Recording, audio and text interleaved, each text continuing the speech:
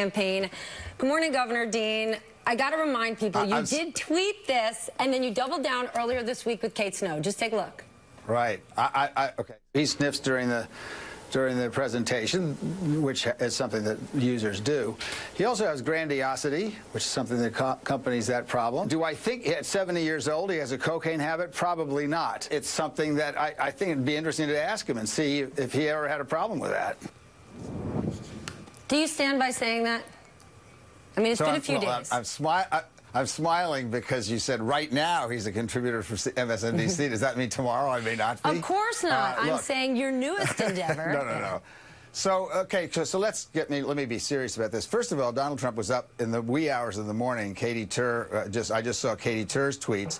He was tweeting at 3 and 4 o'clock in the morning about sex tapes. This guy's running for president of the United States. Hold on a second. There's absolutely... Listen, we're going to talk about Donald, and Donald gives you low-hanging fruit to go after every day, just like why is he tweeting at 3 a.m.? But you're a member of the Democratic Party. Michelle Obama, who's had the line, when they go low, we go high. Saying that Donald Trump, who's maybe coked up, come on, he has no history of that. If I could, well, I don't know that we know that. If I could finish my sentence, what I was about to say was that people who stay up at 3 and 4 and 5 o'clock in the morning tweeting about sex tapes, these are not normal people. And there is something the matter with him, and I don't know what it is. But so let me say this. I would be very willing to apologize, not to Donald Trump, but I don't think using innuendo is a good thing. But the problem is much greater than that. I would like the media of this country to apologize. You've used a double, not you personally, but we have used a double standard on Donald Trump and created Donald Trump. $2 billion worth of free time. Why? Because his ratings are great. The Trump show, the Trump Chinese ties and the Trump meat and the Trump all this stuff, keeping Hillary Clinton and Bernie Sanders off the air on the night of the Florida primary, calling in to talk shows, including the most venerable talk shows in the country, the Sunday talk shows. You think Tim Russert or Bob Schieffer would have let a candidate call in to the talk shows in his pajamas? The media has given this guy a free ride in the beginning because he was great for the ratings. The media's only job is not to entertain. The real job of the media is to defend democracy by calling all of us out. And so Donald if I did something Trump inappropriate... is the nominee for the Republican Party. He did win the primary. And why do you think that is? Having beat 3 or 4 or 6 people who are perfectly capable of being an adequate president of the United States, it's because the mainstream media gave him a pass. When his surrogate said that Hillary Clinton had Parkinson's disease and would be dead in 6 months, did I hear any pompous, hand-wringing editorials on Bloomberg News? No, I didn't. I assure you, when Rudy Giuliani... When Rudy Giuliani was going after Hillary Clinton's health, I promise you, we raised our hands. Our own Chris Matthews went after Rudy Giuliani himself. Donald Trump got the nomination.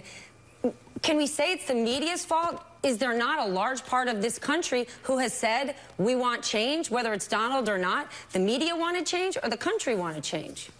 I think the media's job, above all, yes, you have to make money and you have to have ratings. The media's job, above all, is to protect American democracy by telling the truth. And for 8 months of Donald Trump's campaign, you gave him free airtime, you let him call in, you let him say anything you want. Again, this is not about you personally, and it's not about MSNBC. I'm proud to be a contributor of MSNBC, even if I may not be tomorrow. But I think this is a serious problem. I'm not unwilling to apologize for using innuendo. I don't think that's a reasonable thing to do. Donald Trump has used innuendo from the day he got into this campaign, and you, media, have not called him on it. You are calling on it now. It's a little late after he knocked off some very capable Republican people who could have given us a real race and had confidence that either one of these people could have been a good president. We don't have that confidence now. We have somebody running who's completely incompetent and shouldn't be president of the United States, and so do evidently all the editorial boards in this country, including those of the most conservative papers in the United States. Then if pointing the finger at Donald Trump's behavior, saying he shouldn't behave like that, but you want to behave like Donald is in terms of, innuendo in a tweet like this, why would you want to go No, I did that, Stephanie, I did that on purpose so I could say just exactly what I said. And so I apologize for using innuendo. I don't think it's a good thing to do. I don't think it's the right thing to do.